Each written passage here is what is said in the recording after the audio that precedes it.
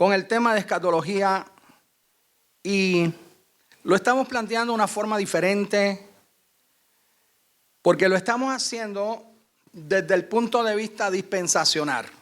Yo sé que usted ha escuchado tal vez en muchas ocasiones la interpretación de los pasajes proféticos y escatológicos, pero cuando lo estudiamos desde este punto de vista, para mí que es más enriquecedor, nos ayuda más, aprendemos más. Entonces, esa es mi experiencia y tal vez pueda ser la tuya también. Entonces, hemos estado enseñando que la historia de la raza humana, desde el comienzo hasta el fin, Dios lo ha enmarcado en 7 dispensaciones o 7 tiempos. Y estos 7 tiempos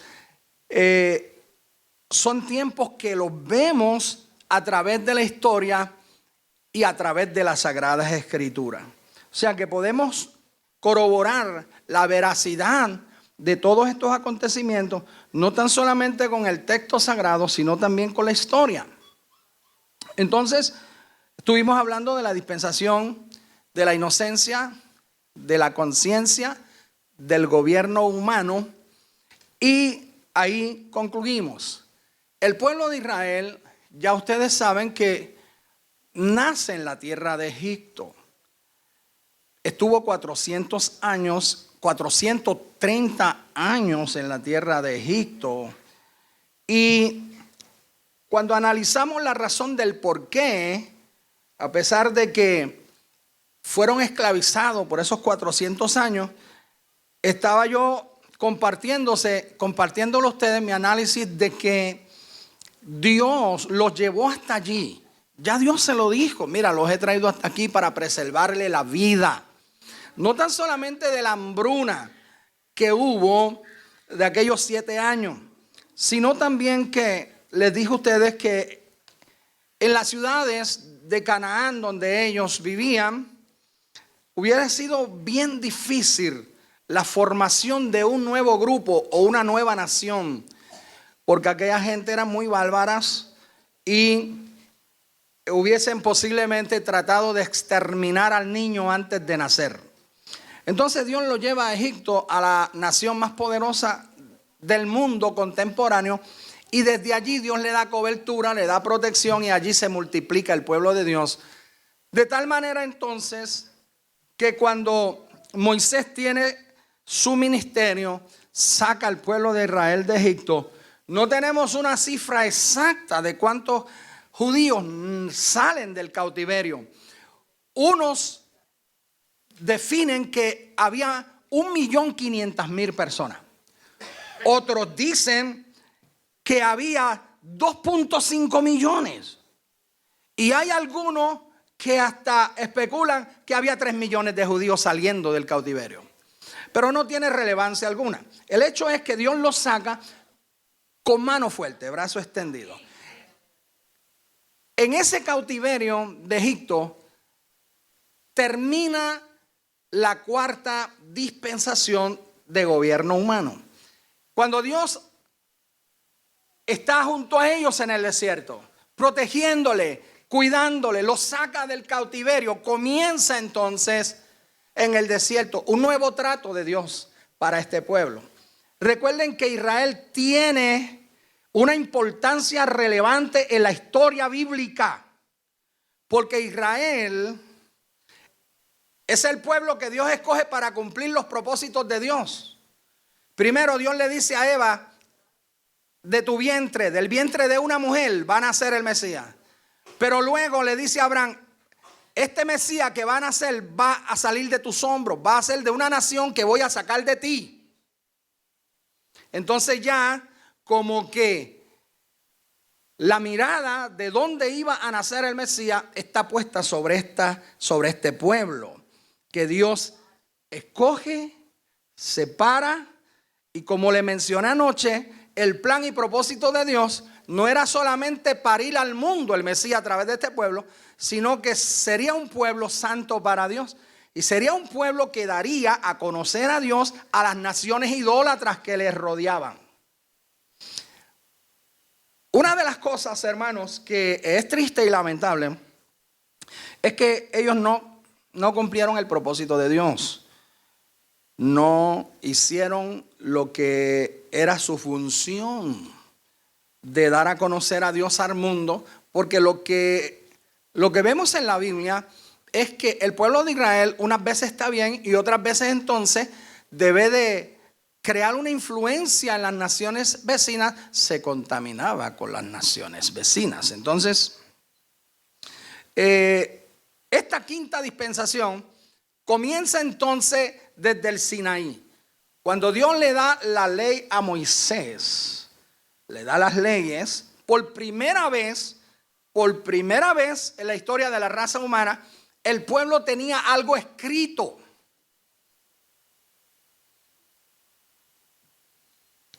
El Torá bíblico del pueblo judío, la ley de Moisés.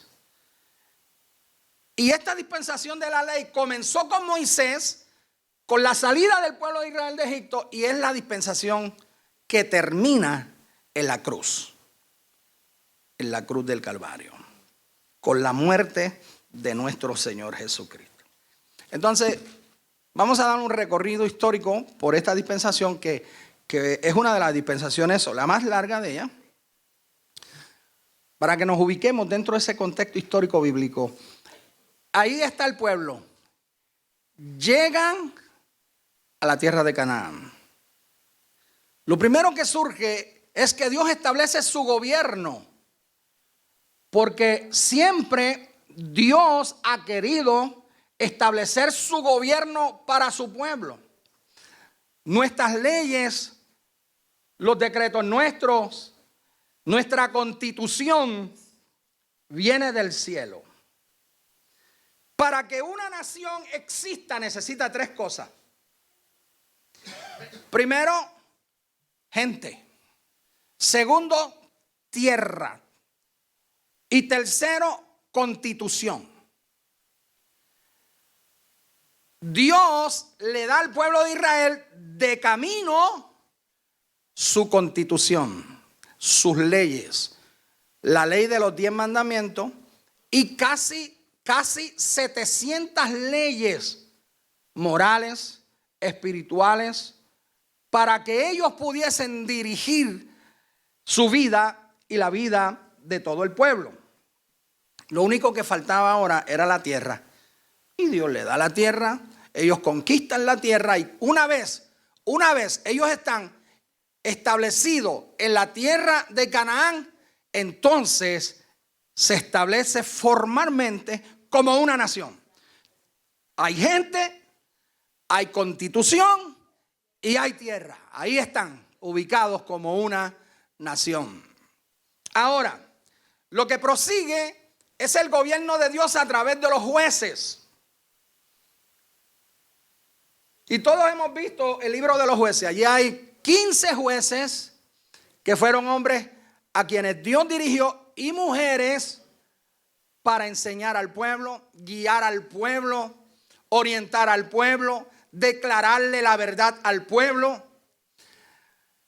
La verdad es que el pueblo de Israel resultó muy desobediente, ¿verdad?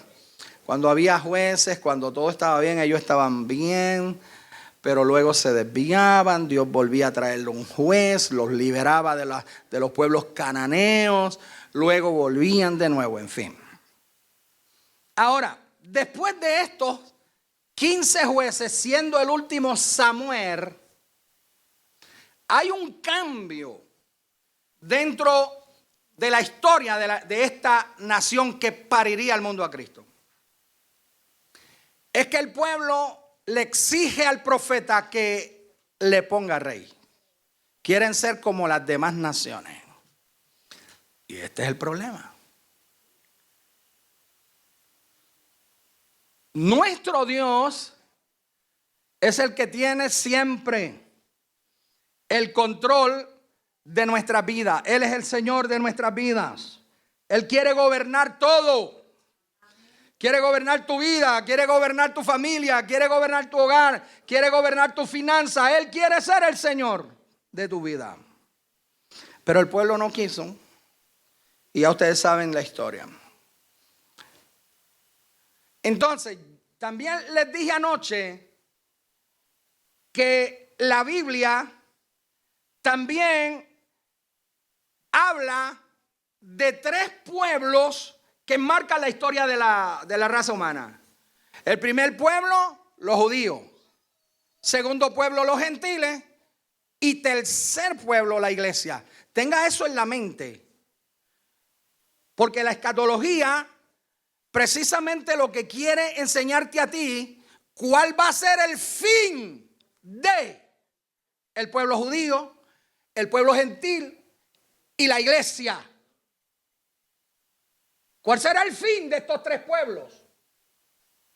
Eso lo vamos a ver. Ahora, también te dije algo que tienes que tener bien claro en tu mente, que el culto verdadero es el culto que practica Abel.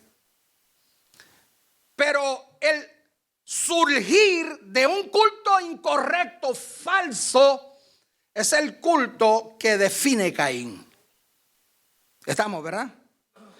Y ese culto falso que comienza Caín, instigado por el mismo Satanás, que es el que siempre quiere violentar la verdad de Dios,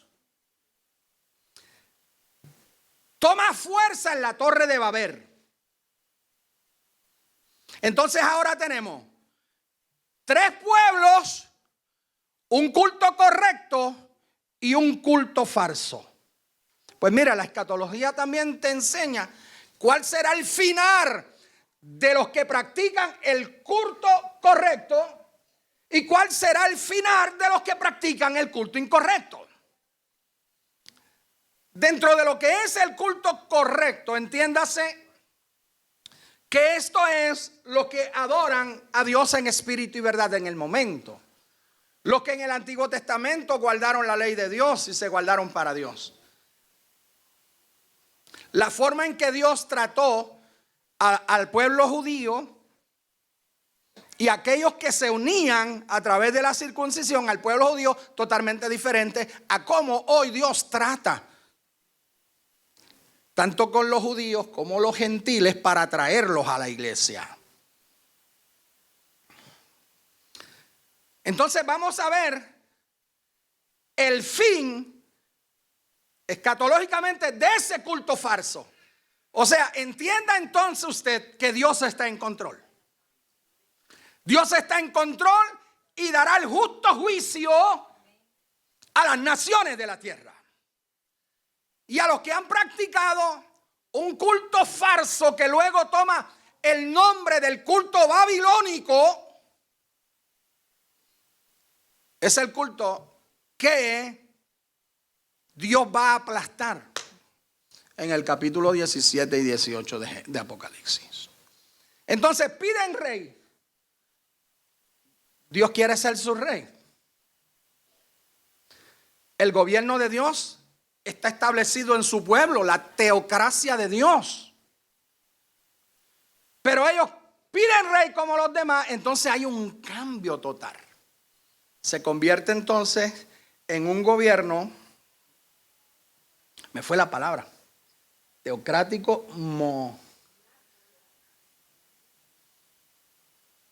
se la digo ahorita. Deja que me llegue. El hecho es, mis queridos hermanos, en una monarquía, monárquico, un gobierno monárquico, una monarquía que es el gobierno del hombre. Entonces, hermanos, ahí el pueblo quiere un rey y viene y surge el primer rey de Israel. Dios dijo, ok, mira Samuel, elígele lo que ellos quieren. No te han rechazado a ti, sino a mí. Entonces fíjense que Dios buscó el hombre que le llenara el ojo. Buscó el más alto, el más fuerte, el que de los hombros hacia arriba era más alto que todos. Saúl, ok, pongámosla a Saúl. Saúl trabajó bien los primeros 10 años y gobernó 40. Pero luego corrompe su corazón. Total. Y lo más triste es que ha dejado ha dejado una mala herencia de liderazgo que nunca debe de estar en el corazón de ningún pastor ni de ningún líder. El legado de Saúl no tan solamente es un legado de altivez, sino es un legado donde no se reconoce los errores que se cometen. Y donde tratamos de echarle la caballería encima a los demás y nosotros salir al ladito bien limpio. Todos tienen la culpa. Yo no. Estilo de liderazgo, hermanos, totalmente fuera del orden bíblico. Pero eso es lo que hace Saúl. Le echa la culpa a la gente. Cuando va a hacer el sacrificio, ve que la gente se está disertando, se está yendo. Entonces debe de esperar a Samuel. Él mismo hace el sacrificio. Y cuando llega Samuel, ve que él hizo ya el sacrificio.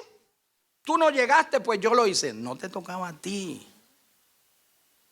O sea, un liderazgo enfermo es ese liderazgo que quiere hacer lo que no le toca a él. Y usted es un líder, ubíquese. Esto es un rompecabezas. Y cada líder es una pieza. Y qué lindo que podamos estar bien ubicados. ¿Alguien ha armado rompecabezas algún día? Déjeme ver. ¿Ha tenido la experiencia que yo he tenido? Tratando de meter una pieza que parece que va ahí. Y la hundo. Y la pongo. Pero cuando la miro, digo, no va ahí, hay que sacarla. Aparentaba que sí que iba ahí, pero no iba ahí. Entonces, Saúl, ya ustedes saben lo demás. Luego Dios pone a David. No me voy a detener mucho en esto porque nos quedaríamos en esto aquí. Luego Dios pone a David, el hombre que es conforme al corazón de Dios. Y la implicación no es que no cometiera errores, porque todos los seres humanos cometen errores. Todos. Pero cuando tenemos la capacidad de reconocerlos, pedir perdón, humillarnos, la sangre de Cristo limpia inmediatamente las malas acciones, malas actitudes o algún pecado. Claro que esto no nos da licencia para que nosotros hagamos cosas fuera de orden pensando que la sangre de Cristo nos limpia. No, porque Dios no puede ser burlado. ¿Verdad que no? Todo lo que el hombre siembra, eso también es lo que ciega. Amén. Muy bien. Entonces, hermanos, con la muerte de David llega Salomón. Y con la muerte de Salomón llega su hijo Roboam. ¿Okay? Para entonces estamos históricamente en el año 975 antes de nacer Cristo. Surge otro cambio dentro del pueblo de Dios. Fíjese que durante todo el historial del Antiguo Testamento vemos un ataque del enemigo para tratar de destruir el pueblo que traería al mundo a Cristo. Y ahora surge la división del reino. Después de la muerte de Salomón, se dividió el pueblo de Dios. ¿Cuántos creen que fue incorrecto? La división no es buena. La división no es buena.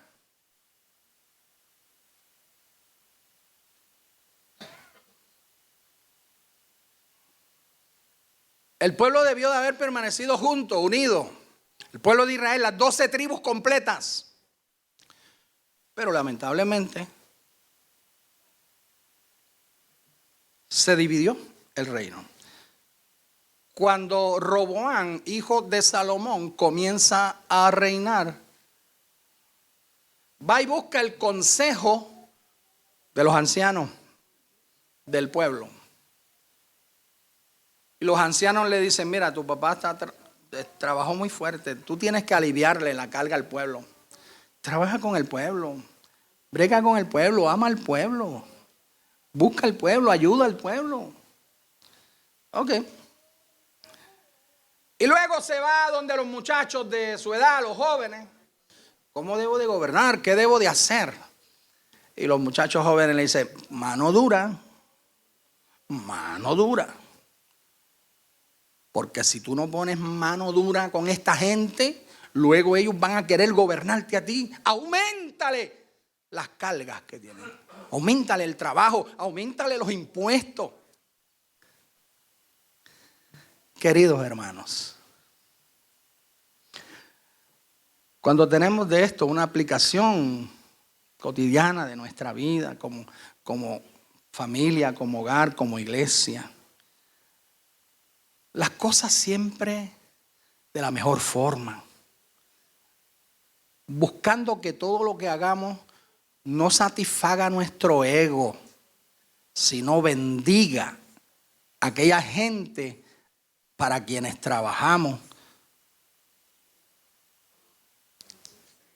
Entonces, Roboam, al escuchar el mensaje, el consejo de estos jóvenes, pues lamentablemente coge el mal consejo. Y esto es un tema aparte, pero quiero abrir un paréntesis para decir que el liderazgo dentro de lo que es el cuerpo de Cristo siempre, no a veces, debe de tener la actitud correcta. Tú no puedes ser un líder dentro del cuerpo de Cristo para tener un látigo en tu mano y pensar que tú eres responsable de establecer, ¿verdad?, el gobierno, autoridad. Y aún a nosotros los pastores establecemos autoridad en lo que es guianza a la iglesia, pero lo hacemos con amor. O sea, cuando nosotros los pastores le decimos a la iglesia, le enseñamos a la iglesia, exhortamos a la iglesia, amén, por más fuerte que parezca, amén, está en la palabra y bueno, con mucho amor, con mucho amor. Pero es diferente cuando las actitudes no son correctas. Cuando el líder lo que está allí es para oprimir, para sacar el látigo y a golpear a la gente. Y que haya abuso espiritual de parte del pastor o de parte de los líderes.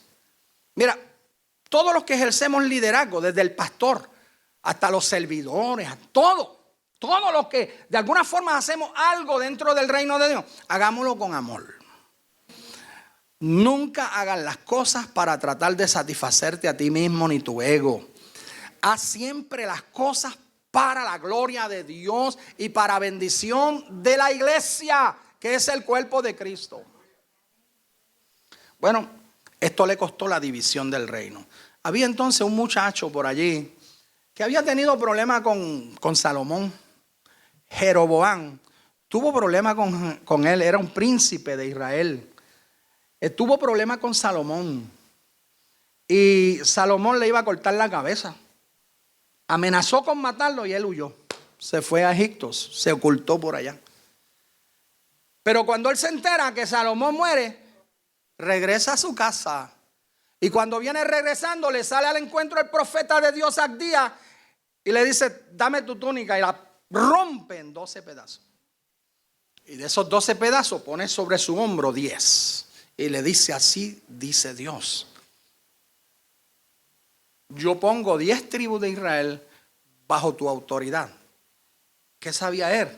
Pues ahí se dividió el pueblo y 10 tribus van hacia el norte y 2 tribus vienen hacia el sur. Escuche esto. Esas 2 tribus siendo hermanos, o sea, las 2 tribus del sur y las 10 del norte, siendo hermanos, un mismo pueblo, pasan, hermano, un periodo larguísimo. 300, vamos a buscar el número, 356 años peleándose, maltratándose, hasta que en el año 721 antes de Cristo vienen los asirios, invaden a las 10 tribus del norte y se las llevan a Siria en cautiverio. 135 años después de esto, en el año 586 antes de Cristo, viene el imperio de Babilonia, invade a las 2 tribus del sur y se lleva entonces cautivo el grupo fuerte, sano, saludable, los jóvenes. Babilonia destruyó los muros. Babilonia quemó el templo. Babilonia se llevó todo el oro del templo.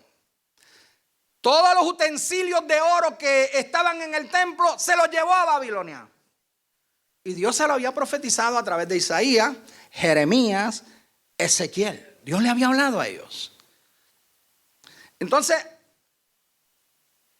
ya nos vamos acercando, hermano, a muchos puntos escatológicos bien importantes que vamos a mirar ahora.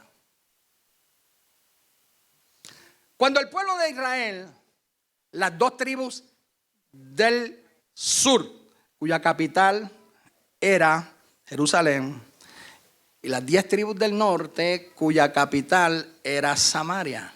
¿Sabe por qué los samaritanos y los judíos no se llevaban? ¿Han leído eso, verdad? Capítulo 4 de Juan. ¿Cómo tú, siendo judío, me pides a mí de beber que soy mujer samaritana? Tú sabes que los samaritanos y los judíos no nos llevamos, no confraternizamos, no, somos enemigos. Los samaritanos, en su cautiverio babilónico, después del año 721 después de Cristo,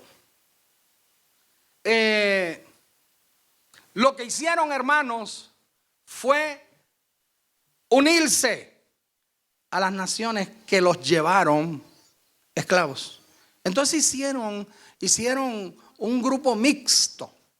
Los samaritanos eran mixtos. Eran de padres gentiles y judíos. Pero claro, bajo la cultura judía, ellos se sentían judíos y se sentían con derecho a la adoración del verdadero Dios.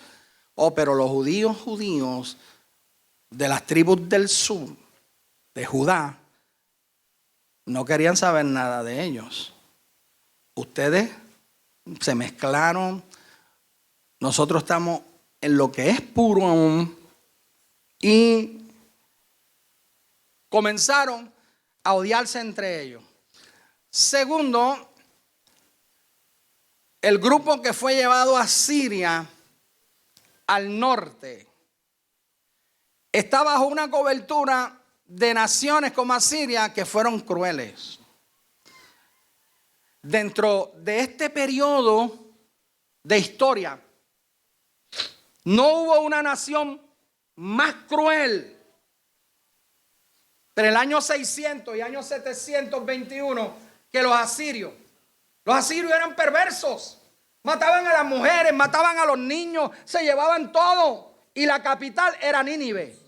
Entonces Dios le dice a Jonás, levántate y vete a Nínive y pregona contra ella el mensaje que yo te daré.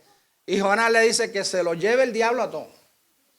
Yo no voy a predicar a esa gente, esos malvados, que hasta están mezclados con el pueblo de Dios. Yo no voy. No, yo no. Y el Señor le dijo, ok, o vas a las buenas o te llevo en un submarino. No quiero ir. Pues te llevo en submarino.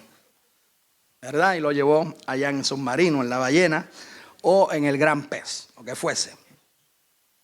Por eso no quería ir Jonás, ¿sabe? Una nación perversa, terrible. Ahora bien, aquí entramos, no sé si Isaac, no sé si Isaac, ¿se fue Isaac? Okay, porque ahora era que quería entrar, ahora yo entro en unas partes proféticas importantes como es el mensaje a Daniel. Entonces, mire, hermano, en ese año, estoy hablándole en el año 586, antes que Cristo naciera, todas las tropas babilónicas invadieron y rodearon Jerusalén. Y nadie podía salir de allí. ¿Tú sabes cuánto tiempo los tuvieron rodeados? 2 años. Nadie salía de allí ni entraba, porque todo el ejército babilónico tenía la ciudad rodeada. Sí, Señor.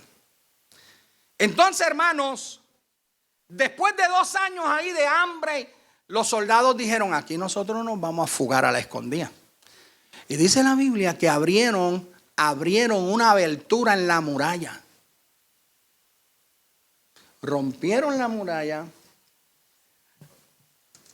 abren una abertura y se escapan por ahí.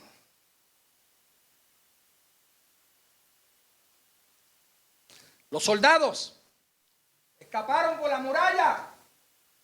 Y el rey Sedequías dijo: ¿Y mi soldado? No sé, esa gente se fueron, abrieron un boquete ahí y se fueron. Y Sedequías dijo: pues yo también me voy. Véngase mis hijos, mi familia. Y se fue también por el hueco que abrieron sus soldados. Pero allá más adelantito entonces los toma el capitán de Nabucodonosor. Y Nabucodonosor los toman a todos prisioneros. Y matan a sus hijos, a los hijos de Sedequías, el rey. A él le sacan los ojos y lo llevan prisionero. Ahora, en ese mismo instante, escuche de nuevo, repítalo conmigo, 586 antes de Cristo, comienza lo que es el tiempo de los gentiles. Tiempo de los gentiles, plenitud de los gentiles es otra cosa que vamos a ver más adelante. O sea, que en el año 586 antes de Cristo es el tiempo en que una nación gentil llamada Babilonia invade a Jerusalén, al pueblo de Dios. Lo lleva cautivo, hermanos, a Babilonia. Ya deja de ser una nación en el momento. Van al cautiverio y ahora comienza a predominar lo que es el tiempo de los gentiles. El tiempo de los gentiles es un periodo histórico que comienza allí, en el año 586, y se extiende bajo un dominio de naciones gentiles. Y ya Israel ya no es levantada para ser una nación fuerte que domine y que reine sobre la tierra. Hasta el milenio.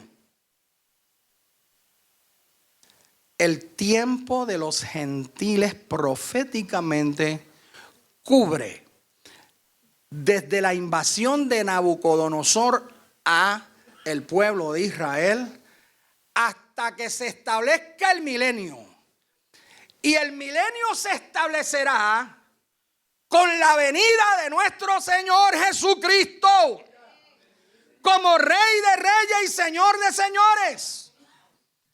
En Apocalipsis 19, montado en caballo blanco, y los ejércitos del cielo le seguían. Pastor, ¿y esos caballos blancos? Eso no es simbólico. El Dios que yo le sirvo es un Dios poderoso. Tiene poder para hacer miles de caballos. Y blancos todos. Para que Cristo venga montado en el mejor de ellos. Y tú y yo vendremos también montados en caballo blanco. Si no sabes montar caballo, prepárate.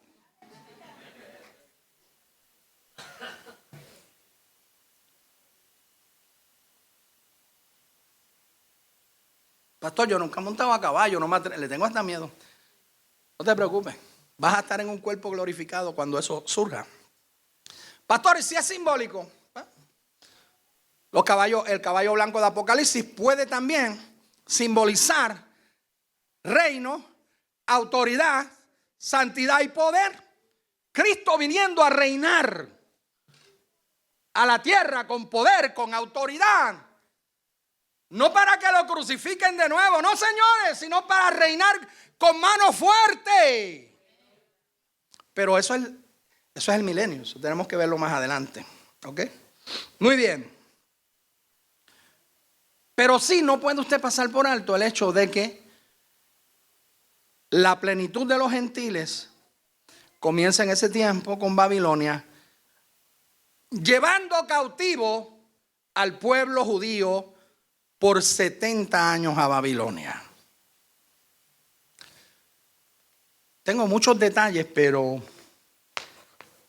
para no cansarlos tanto a ustedes, yo como que voy dando algunos detalles nada más. Cuando yo escriba el libro, pues yo se lo vendo a ustedes. Me va a estar todo. Ahora bien, es entonces cuando tiene lugar el libro de Daniel, la profecía de Daniel. Daniel era un joven cuando he llevado cautivo entre el grupo que he llevado cautivo a Babilonia.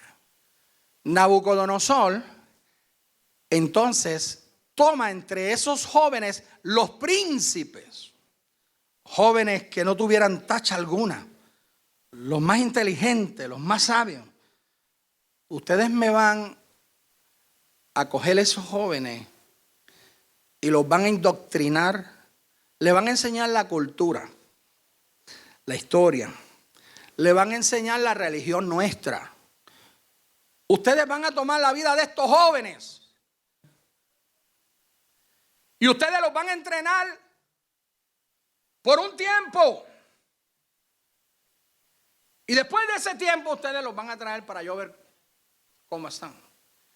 Entre esos jóvenes entonces que son llevados al cautiverio, resaltan entonces los jóvenes que ya todos nosotros conocemos. El joven Daniel, Misael, Azarías y Ananías. Entonces, estos tres jóvenes y junto a Daniel son los jóvenes que en medio de esa cultura babilonia toman la decisión seria de que ellos van a permanecer fieles. No van a contaminarse. Podrán tratar de cambiarle la cultura, pero nadie podrá cambiar tus convicciones. Nadie va a cambiar tu corazón. ¿Ok? Entonces, hermano, ahí es donde Daniel inmediatamente propone en su corazón que no se va a contaminar. Porque el rey establece la porción de comida, de bebida. Me los van a cuidar bien, le van a dar comida de la mesa del rey. Ahora, el problema es que Daniel sabe. Y esto es un detalle de conciencia, y escúchame. Porque cuando tú sabes hacer el bien y no lo haces, no es correcto. Pero cuando tú haces lo malo sabiendo que es malo, entonces el problema se agrava. Porque lo hiciste a conciencia, a sabienda. Entonces, Daniel sabe que el alimento que sale de la mesa del rey es dedicado a los dioses paganos de Babilonia. Yo sé eso. Yo no voy a comer eso. Porque yo sirvo a Dios. Y no me voy a contaminar con nada de lo que sea idolatría. Entonces, ¿qué vamos a hacer ahora? Pues llama al jefe de los eunucos, a quien Nabucodonosor pone encargado del cuidado de estos muchachos. Le dice, mira, por favor, no quiero comer esto. Quiero que me den legumbre a mí y a los muchachos aquí. Ananías, Misael, Azarías y a mí, démonos legumbre. Y el jefe de los eunucos le dice, pero venga. Y cuando el rey vea que ustedes están desnutridos, entonces él negocia. Sabiduría. Él negocia con él, mira, danos legumbre, luego tú mismo nos evalúas. Danos 10 días adelante. Y después tú chequeas y evalúas. Y cuando este hombre evaluó a Daniel y a estos 3 muchachos, los encontró 10 veces más inteligentes, 10 veces más saludables que todos los demás. ¿Sabe cómo se llama eso, verdad? Se llama favor de Dios. Por tu fidelidad. Yo te puedo asegurar a ti algo hoy, 100%, que tu fidelidad te va a dar grandes dividendos, grandes bendiciones, grandes satisfacciones ahora y mañana. Sé fiel a Dios. En medio de las adversidades y las crisis que vengan, Dios te va a bendecir. Muy bien. Entonces, hermano, ahí es que tiene inmediatamente lugar la historia de Daniel. Daniel está lleno de profecías bíblicas. Vamos a tomar algunas. Pastor, sé que vamos a hacer un receso. Me habías mencionado ayer a qué hora.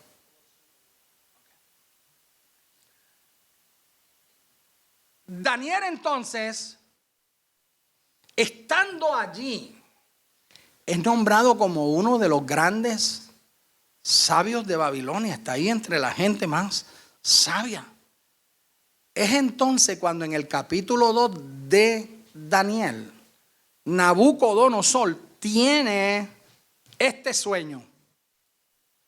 Este sueño que es profético y que marca, escucha, este sueño marca escatológicamente desde el comienzo hasta el final del imperio o la plenitud de los gentiles.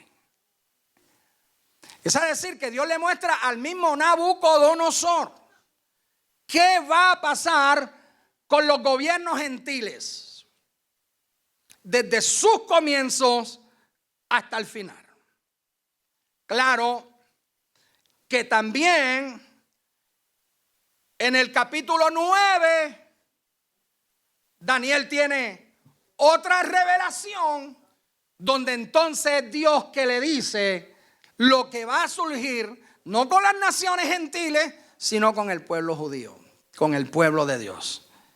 Es decir entonces que dentro de estas visiones de Daniel, es bien importante dentro del estudio escatológico el libro de Daniel. Es columna vertebral de la profecía.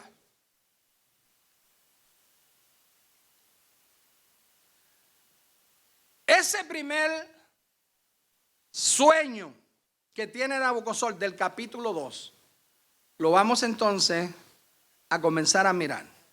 Lo vamos a leer, amén, y luego lo vamos a leer desde el punto de vista del capítulo 7. La revelación del capítulo 2, los sueños de Nabucodonosor. Capítulo 7, la revelación de Dios a Daniel, tiene el mismo mensaje. Lo único diferente es que en el capítulo 7 a quien Dios le está hablando es al profeta. Y al profeta Dios no le oculta nada.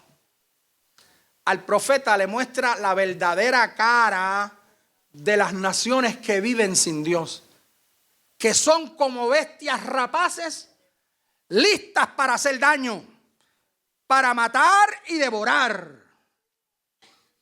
Mientras que a Nabucodonosor lo que es una estatua que tiene 4 componentes, que vamos a ver entonces luego. Así que ya pasaron 7 minutos.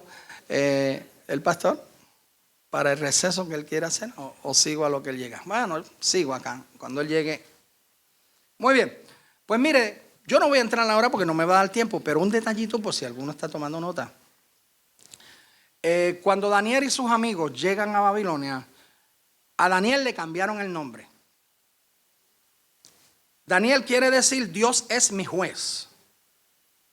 Y le pusieron por nombre Belsasar, que significa príncipe de Bel, que era una deidad pagana de Babilonia.